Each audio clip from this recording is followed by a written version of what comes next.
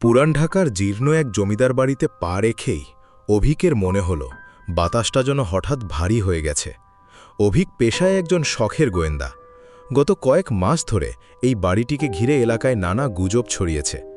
মাঝরাতে কেউ নাকি বাড়ির ভেতর থেকে কান্নার শব্দ শোনে, আবার কেউ বলে দোতলার জানলায় একটা অদ্ভুত ছায়া স্থির দাঁড়িয়ে থাকে।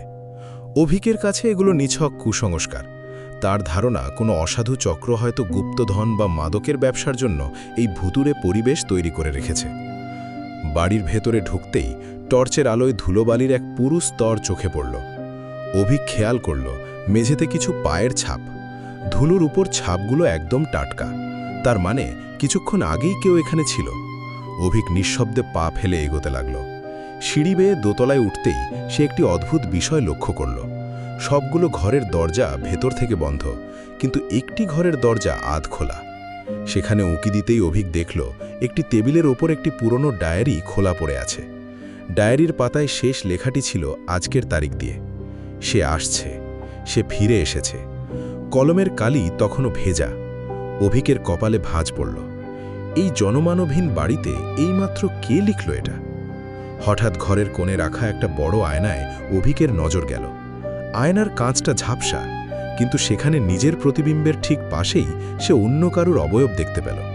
লম্বা চুল, সাদাটে চামড়া আর কোটরগত চোখ। অভিক দ্রুত পেছনে ফিরল, কিন্তু সেখানে কেউ নেই। ঘরটা একদম ফাঁকা।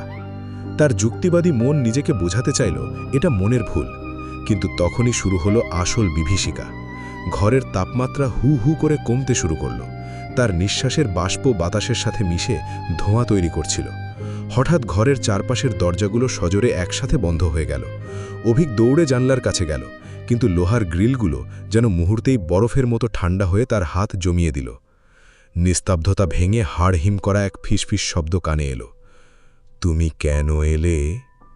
অভিক টর্চ ঘোরাতেই দেখল ঘরের মেঝে থেকে ধোঁয়াটে এক অবয়ব ক্রমে মূর্ত হয়ে উঠছে। সেটা কোনো রক্তমাংসের মানুষ নয়। অবয়বটির পা নেই, সে বাতাসের উপর ভাসছে। তার মুখটা বিভৎসভাবে কাটা, আর সেখান থেকে চুইয়ে পড়ছে কালো রক্ত। অভিক পালানোর পথ খুঁজছিল, কিন্তু পায়ের ছাপগুলো এখন তার দিকে এগিয়ে আসছে, যদিও কাউকে দেখা যাচ্ছে না। আয়নার দিকে তাকাতেই অভিক স্তব্ধ হয়ে গেল। আয়নায় তার নিজের চেহারা বদলে যাচ্ছে। তার চামড়া কুঁচকে যাচ্ছে, চোখের মনি সাদা হয়ে যাচ্ছে। সে চিৎকার করতে চাইল, কিন্তু গলা দিয়ে কোনো স্বর বের হলো না। দেয়ালে ঝোলানো পুরনো ঘড়িটা 12টা বাজতেই হঠাৎ থেমে গেল। পরদিন সকালে স্থানীয়রা দেখল জমিদার বাড়ির মূল দরজা খোলা। ভেতরে কেউ নেই, শুধু দোতলার সেই আধখোলা ঘরের ডায়েরিতে নতুন একটি লাইন যুক্ত হয়েছে। আরেকজন সঙ্গী পাওয়া গেল। ডায়েরির পাশে পড়েছিল অভিকের টর্চ লাইট, যার ব্যাটারি তখনও ধিক ধিক করে জ্বলছে।